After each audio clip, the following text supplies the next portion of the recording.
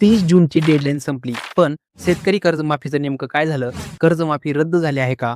आता जुलैमध्ये शेतकऱ्यांना खात्यात पैसे जमा होणार आहेत का? आणि सर्वात महत्त्वाचं, या कर्जमाफीचा लाभ तुम्हाला मिळणार आहे का? जर तुमच्याही मनात हे प्रश्न असतील, तर आजचा हा व्हिडिओ शेवटपर्यंत नक्की पहा. नमस्कार मित्रांनो, मी आहे भैरव आणि तुम्ही पाहतात Avani Marathi updates YouTube channel. आजच्या या व्हिडिओमध्ये आपण जाणून घेणार आहोत 30 जूनची डेडलाईन का चुकली? सरकारकडून याबाबत काही नवीन माहिती समोर आली आहे का? पात्र शेतकऱ्यांना लाभ कधी मिळू शकतो?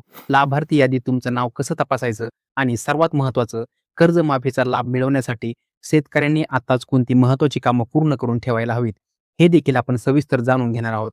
चला तर मग वेळ न घालवता आजच्या महत्त्वाच्या अपडेटला सुरुवात करूया.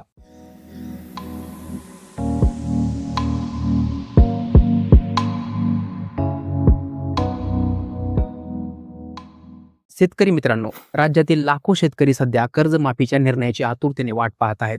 गेल्या काही दिवसांपासून सोशल मीडियावर आणि विविध माध्यमांमध्ये कर्जमाफीबाबत अनेक बातम्या आणि चर्चांना उधाण आलं आहे. त्यामुळे अनेक शेतकऱ्यांच्या मनात एकच प्रश्न आहे, 30 जूनची डेडलाईन संपली, मग आता पुढे काय? सुरुवातीला 30 जून पूर्वी प्रक्रिया पूर्ण होईल अशी अपेक्षा व्यक्त करण्यात आली होती. मात्र ती मुदत पूर्ण होऊ शकली नाही. यामुळे अनेक शेतकरी संभ्रमात आहेत. पण याचा अर्थ कर्जमाफीची योजना रद्द झाली आहे असं अजिबात होत नाही. सरकारकडून समोर आलेल्या माहितीनुसार योजनेशी संबंधित काही महत्त्वाच्या प्रशासकीय प्रक्रिया, पात्र लाभार्थ्यांची पडताळणी, आर्थिक तरतूद आणि अंतिम मंजुरीचे टप्पे पूर्ण करणे आवश्यक होते. त्यामुळे अंमलबजावणीला काही विलंब झाल्याचे सांगितले जात आहे. आता सर्वात महत्त्वाचा प्रश्न म्हणजे या योजनेचा लाभ कोणाला मिळू शकतो?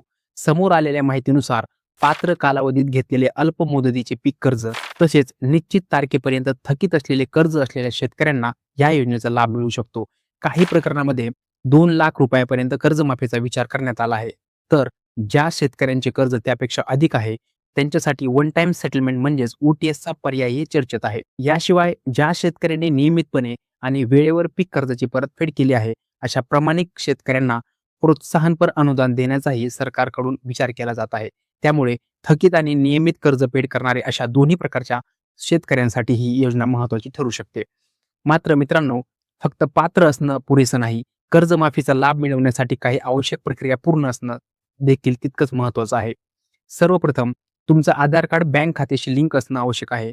त्याचबरोबर ई-KYC पूर्ण असणं, बँक खात्याची माहिती अद्ययावत असणं आणि मोबाईल नंबर बँकेत नोंदणीकृत असणं ही अत्यंत महत्त्वाचं आहे. जर यापैकी कोणतीही प्रक्रिया अपूर्ण असेल, तर भविष्यात लाभ मिळवण्यात अडचणी येऊ शकतात. त्यामुळे वेळ न घालवता आपल्या बँकेत जाऊन ही सर्व माहिती एकदा नक्की तपासून घ्या.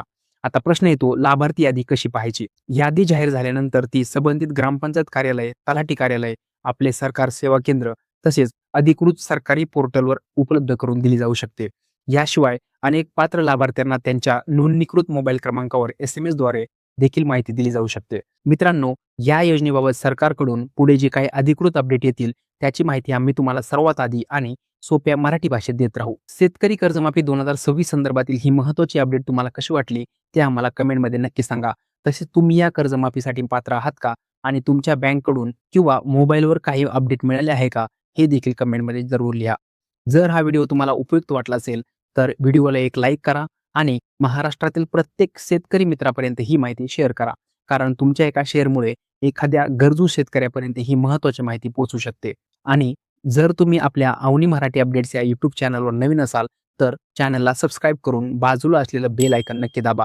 कारण या चॅनलवर तुम्हाला शेतकरी योजना, शासन निर्णय, सरकारी भरती, शैक्षणिक अपडेट्स, ऑनलाईन अर्ज आणि केंद्र व राज्य सरकारच्या सर्व महत्त्वाच्या योजनांची अधिकृत आणि विश्वासार्ह माहिती सर्वात आधी मराठीत मिळते.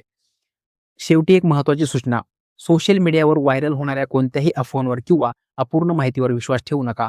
कोणताही निर्णय घेण्यापूर्वी अधिकृत शासन निर्णय, संबंधित विभागाची वेबसाईट किंवा बँकेकडून माहितीची खात्री अवश्य करा. आजच्या व्हिडिओमध्ये इतकंच. भेटूया पुन्हा अशाच एका नवीन आणि महत्त्वाच्या अपडेटसह. धन्यवाद.